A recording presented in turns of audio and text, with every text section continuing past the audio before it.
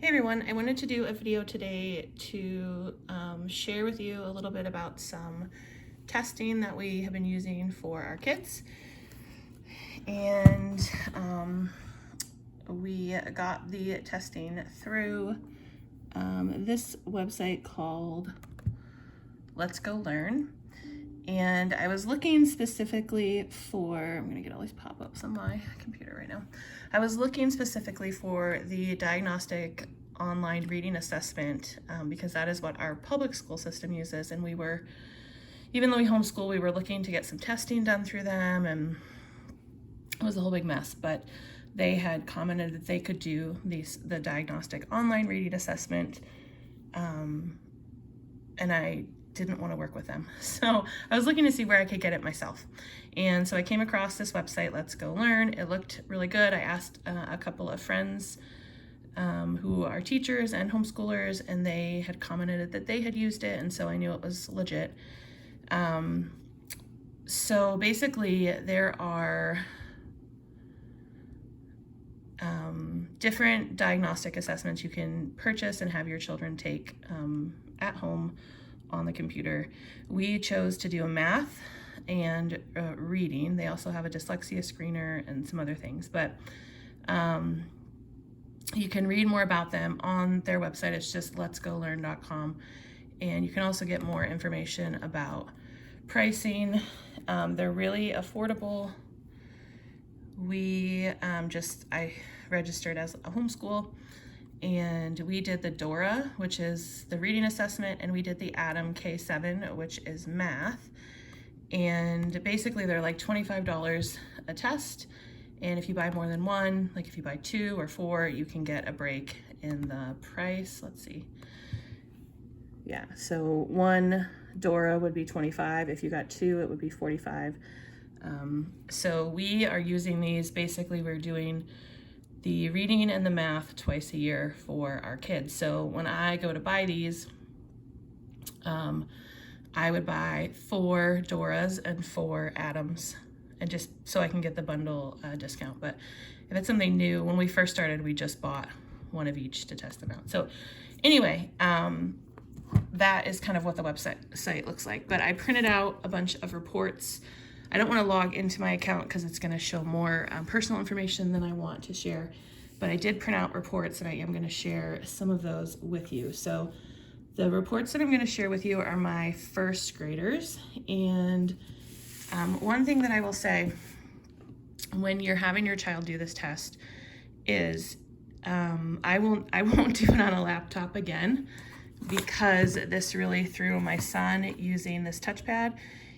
I had to buy another test and have him do it again, because if you press too hard, depending on your laptop, ours is really sensitive. If you press too hard on this, when you're moving your finger around, it clicks. Not always the answer you wanted to click. At one point, he got irritated at a question, and he put his forehead down right here, and it clicked an answer. So just be mindful of that, especially also if your child doesn't use the computer a lot. So we do this on our desktop now with a mouse, and for him specifically, I sit right next to him.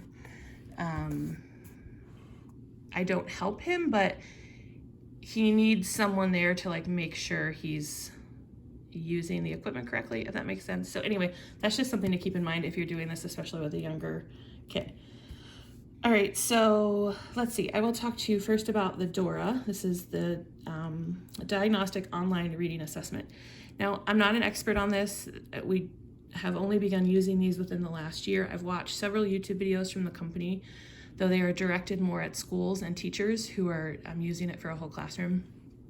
But they are helpful in trying to understand how their scoring works. But I'll link some of those videos below, but also know that while I'm trying to tell you everything correctly, I'm self-taught in what I'm sharing with you, so just keep that in mind. But anyway, so I'll share with you the Dora first. Now, I think this defaults to a standard school year. You could go in and change you put in the age of your child, I think, in their grade level when you add them to your account. And so this test places him, one of his tests placed him at grade 1.7, and one placed him as grade 1.8 as far as his current grade level because we took one in April and we took one in May. But if you're running on a different school year, you might need to go in and manually change that. For us, it was accurate. So anyway, it's going to rate them based on where they, that grade level that they think they're supposed to be. All right, so the Dora. The other thing about this test is, because it's diagnostic, basically the test is not exactly the same for every kid who takes it. So if your child is answering questions correctly, it's going to then start asking them harder questions, and it's basically going to see how far they can go. When my son did the reading comprehension part of this, he kept getting selection after selection after selection, and he's like, Mom, how many more of these do I have to read? And I was thinking, gosh, I wouldn't think there'd be more than 3 or 4, and he must have gotten 6 or more.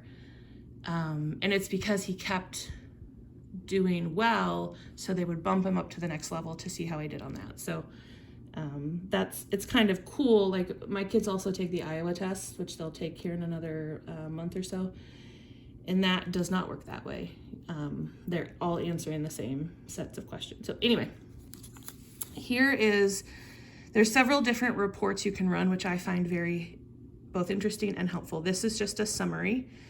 And so, hang on, I gotta look at something under the Post-it. Okay, so he took this one in April. So it is placing him, or it says that he was in grade 1.7 when he took this. So that's just something helpful to know. All right, so this particular one had 6 subtests.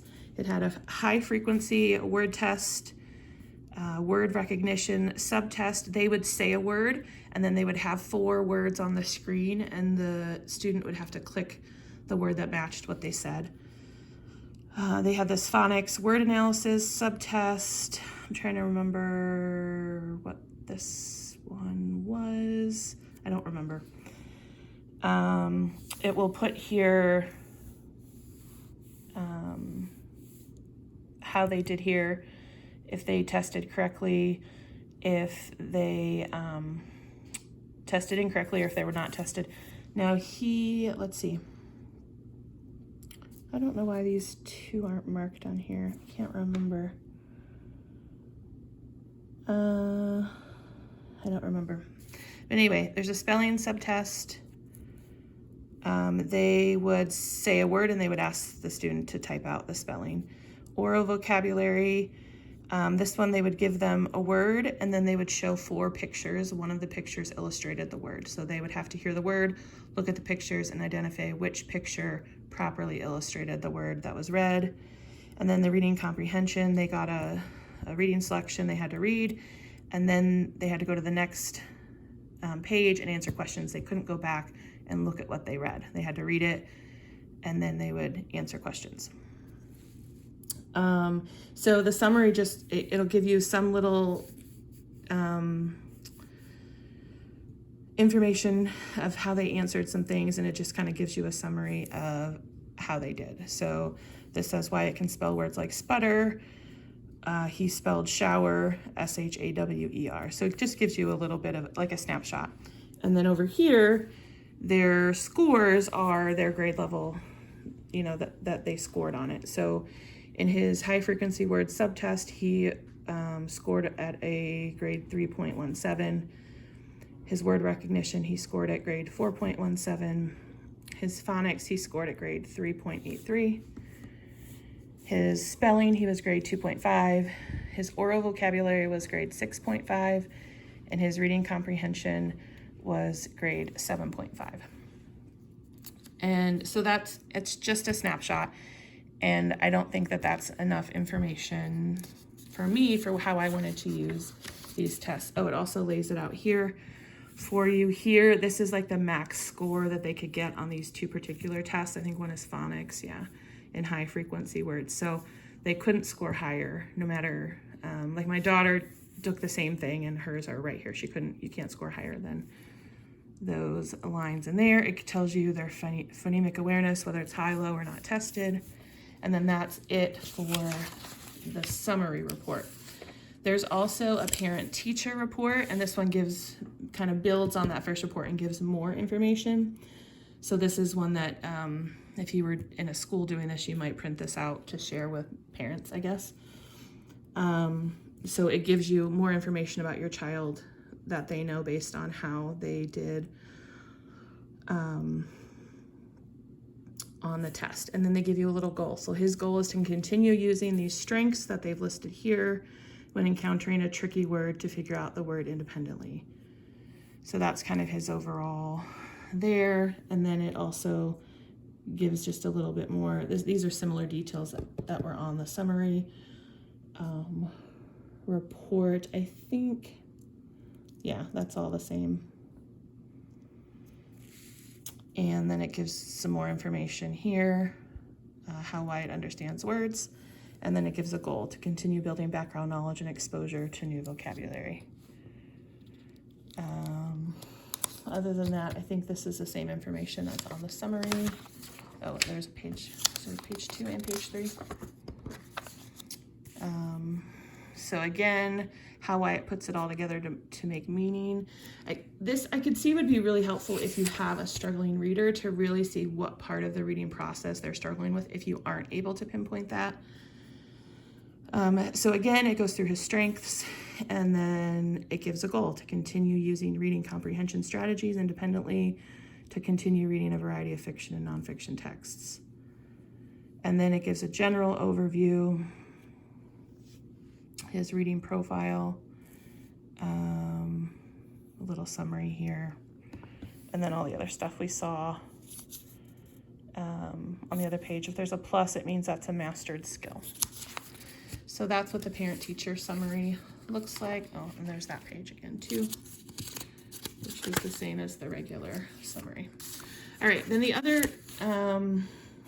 I think, helpful part to this is you can run a report based on standards. Okay, so the standards reports, I think, can be helpful when I'm looking at them for how I'm choosing curriculum, and did I choose maybe the right level in certain areas of language arts. So if I ran his test scores against grade 2 standards, I can see that he's ready, grade 2, ready to learn.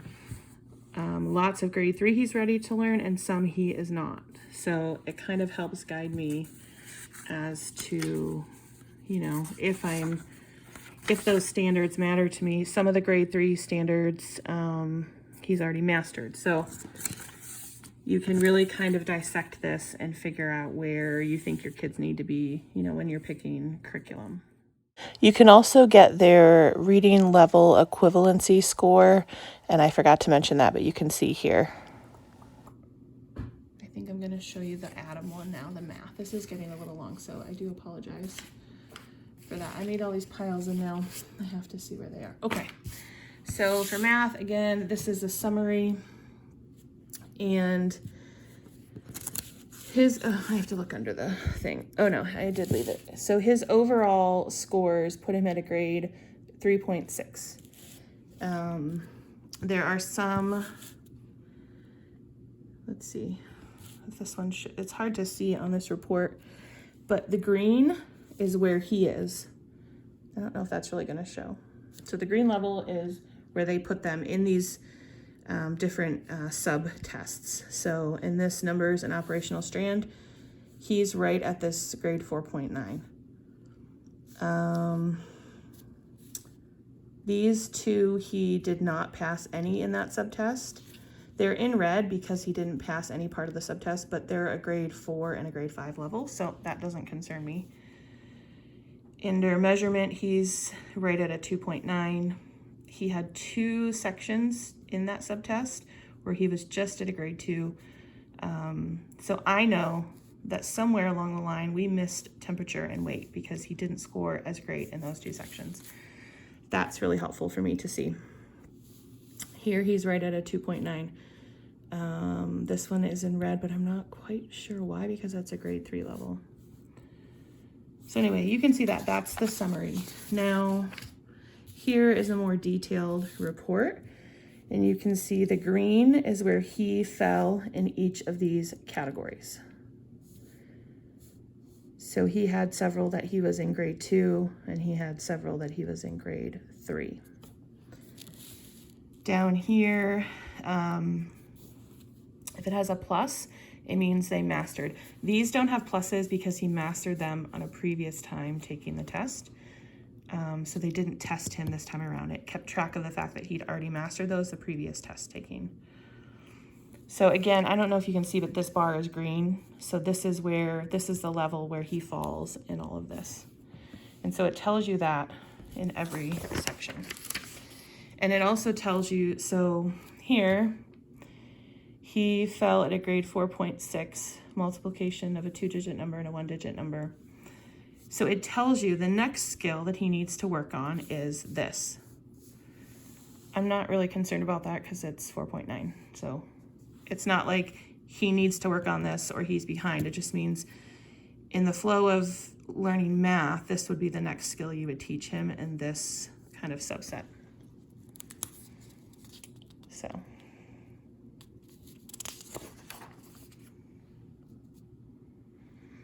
And then, so we have, it says red, it says red coloring indicates priority below grade level.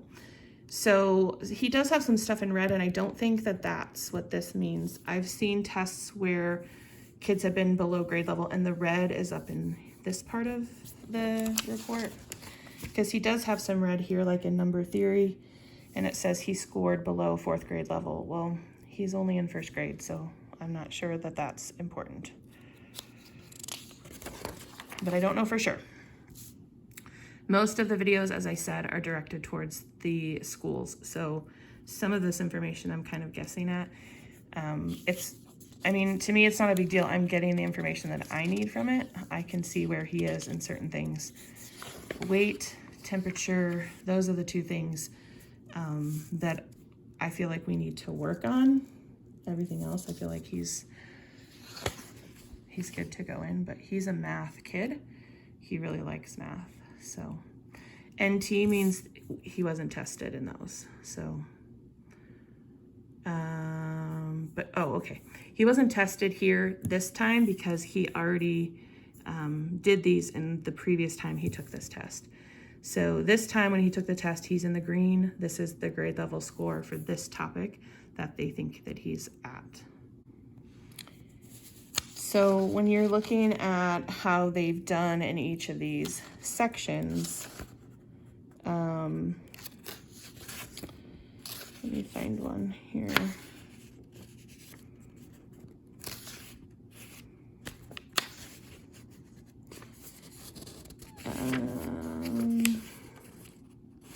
Okay, so this one. So does this mean he's ready for 7th grade math? No, but it does mean that this skill is a 7th grade skill, and that's where his knowledge in this subtest is at. You know, he passed all of these skills at these other grade levels, and this is the skill where he landed. When he was tested, when he was tested on the next skill in this subset, he did not pass that particular skill. So hopefully I'm explaining that correctly. So when I look at the standards test for math, I can see, let's see, I ran a grade 3 to see how he would compare in 3rd grade. Many of these he's ready to learn, but there's also a bunch that he's already mastered, which I suspected would be the case. This is a grade 2 standards compared, based on his test scores, and a grade 1. So anyway, I hope that this is helpful, and you can get some information that might help you if you are looking to do this kind of testing for your students. It just helps me see a bigger picture of these 2 subjects for my kids. So I wish I had known about it earlier so I could truly have watched their progression a little bit better. So that's why I decided to share it.